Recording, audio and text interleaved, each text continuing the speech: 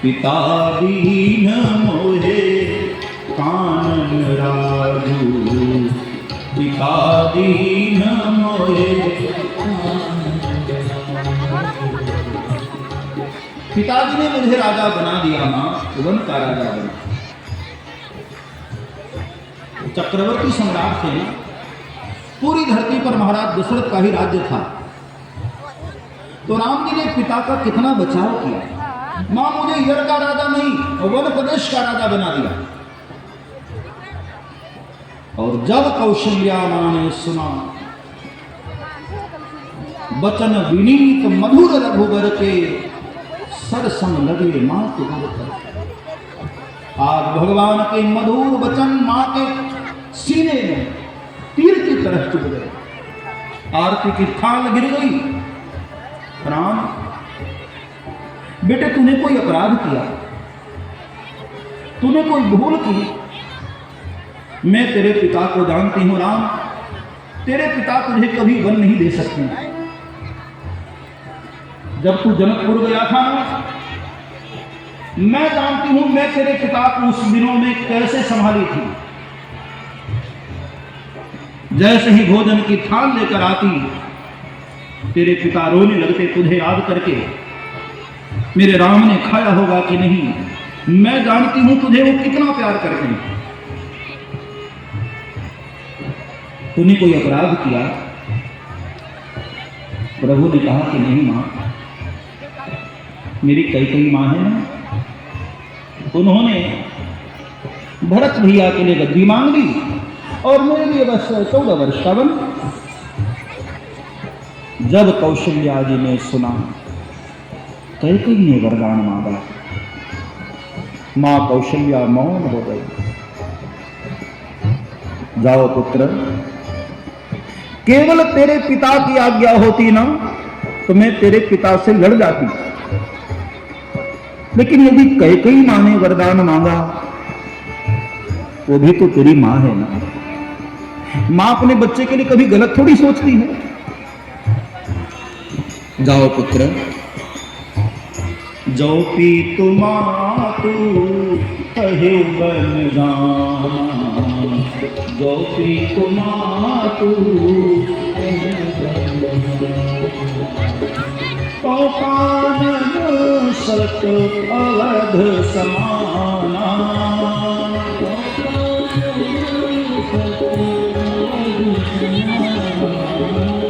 जो पीतु मातु कहे बन जाना, जो पीतु मातु कहे बन जाना।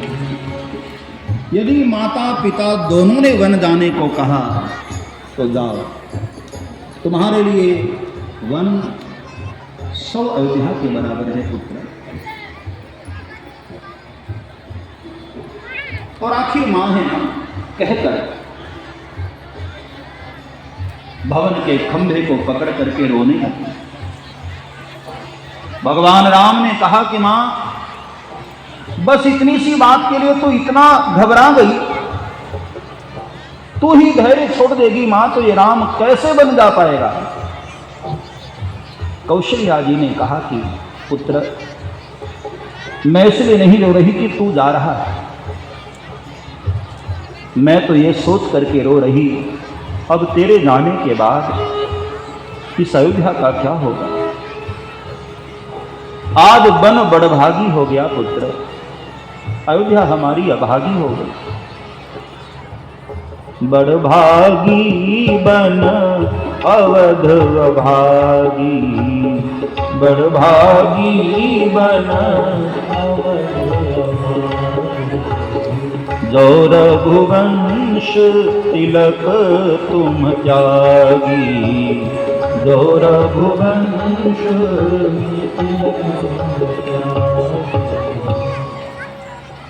और फिर ऐसी कथा है, सियाजू आई, लक्ष्मण जी आए, दोनों ने कह दिया कि प्रभु जिस अयोध्या में आप नहीं उस अयोध्या में मुझे भी रहना नहीं। और तीनों ने वल्कल वस्त्र पहना है, पिता को अंतिम प्रणाम किया और सुमंत रथ लेकर आए, उस रथ पर विराजित हुए। रोती विलखती अयोध्या को छोड़कर भगवान वन की यात्रा करने लगे।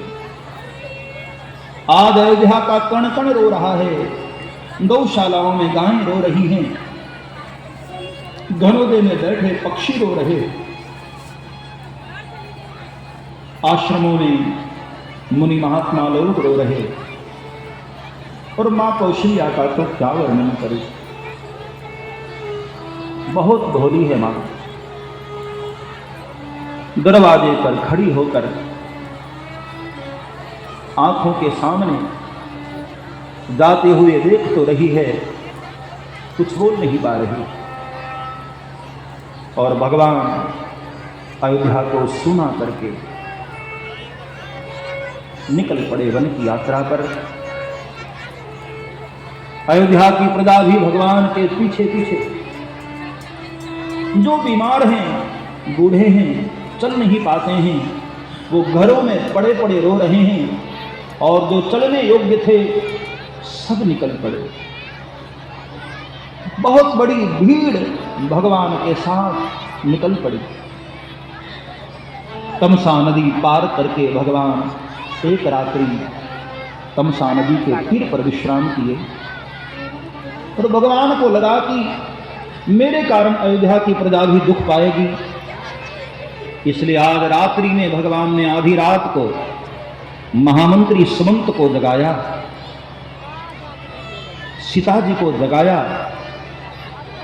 कहा बाबा रथ तैयार करो, हम रात्रि में निकलेंगे, वरना ये सुबह प्रजा मुझे जाने नहीं देगी।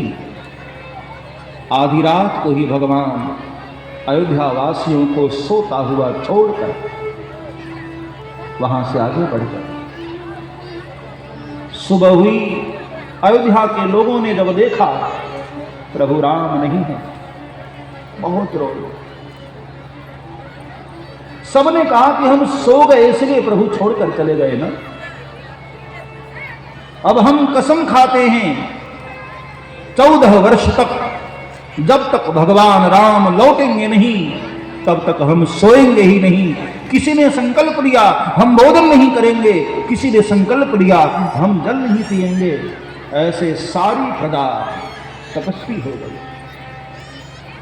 आप रामायण पढ़कर देखना, भगवान के वन जाने के बाद अयोध्या में ना ही किसी का जन्म हुआ, और दशरथ जी के अलावा ना ही किसी की मृत्यु हुई, क्योंकि लोग अब भोगवादी नहीं हैं, भजनवादी हो गए, तपस्वी हो गए। और भगवान चलते चलते आगे बढ़े। मार्ग में गंगा मैया का दर्शन हुआ, वहां गंगा मैया को उतरकर प्रणाम किया, और फिर वहां से भगवान आगे बढ़े तो अपने मित्र निषाद राज गुह के यहां पहुंचे। ये भगवान का मित्र है निषाद राज। श्रृंगबेरपुर एक भीलों का नगर है। वन में रहने वाले वन की प्रजाति भील लोग, उनका एक छोटा सा नगर है श्रृंगबेरपुर। ऐसा कहते हैं हिंसक पशुओं को मारकर उनके सींगों से उस नगरी को घेरा गया था, इसलिए नाम ही पड़ गया था श्रृंगबेरपुर। या तो ऐसा भी कहते हैं श्रृंगबेर का अर्थ होता है संस्कृत भाषा में अदरक। भूतकाल में कभी अदरक वहां ज्यादा होता होगा, इसलिए श्रृंगबेरपुर। एक संत ऐसा भी कहते हैं श्रृंगी ऋषि का वह क्षेत्र था, इसलिए भी उस क्षेत्र का नाम श्रृंगबेरपुर। भगवान चलते चलते आए, श्रृंगबेरपुर पहुंचे दाई, और वहां से भगवान अपने मित्र निषादराज पर कृपा किया और उसको साथ ले लिया। वन का रास्ता भगवान को पता नहीं था ना। और अगले दिन भगवान वटवृक्ष का दूध मंगाकर अपने सिर पर भगवान ने जटाएं बना ली और सुमंत को वहां से लौट जाने को कहा। अब भगवान यहां से पैदल चले और गंगा के तीर पर आए। तब एक भगवान का बड़ा हठीला भक्त केवट नाव चलाने वाला भगवान ने उसके ऊपर कृपा किया। मांगी नाव न केवट माना, मांगी नाव न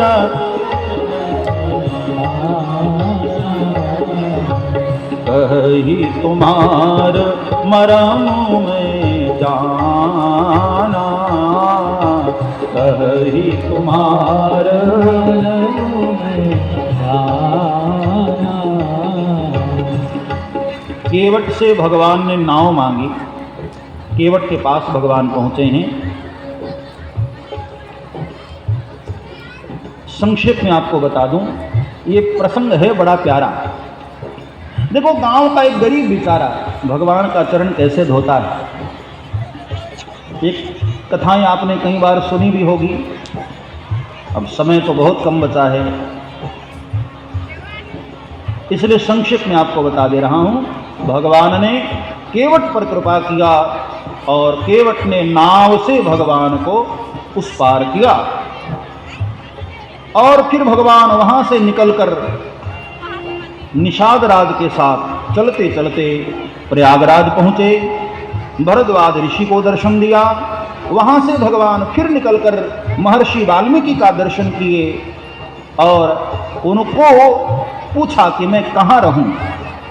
तब महर्षि वाल्मीकि जी ने भगवान को कहा, चित्रकूट गिरि करहु निवासु।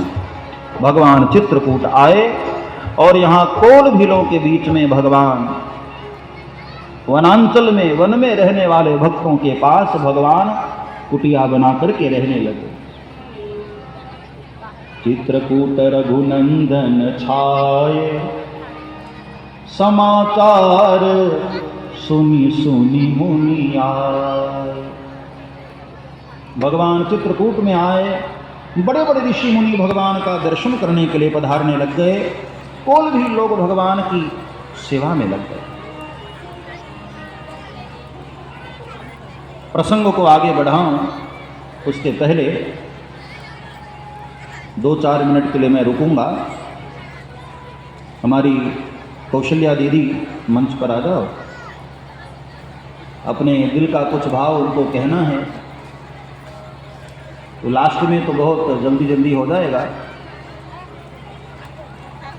फिर प्रसंग को मैं आगे बढ़ाता हूँ। अभी राम राज्याभिषेक बचा है। भगवान अभी शबरी मैया को मिलेंगे, फिर हनुमान जी से मिल करके लंका पर चढ़ाई करेंगे। वो सब प्रसंग मैं अभी आपको वर्णन करूं, उसके पहले हमारी दीदी कौशल्या जी उनके मन के कुछ भाव आपको कहना चाहती हैं। तो सब लोग शांति से, कोई बीच में खड़े मत हुआ करो। जो खड़े हैं मेरी माताएं सब बैठ जाओ। बोलिए श्री रामचंद्र भगवान की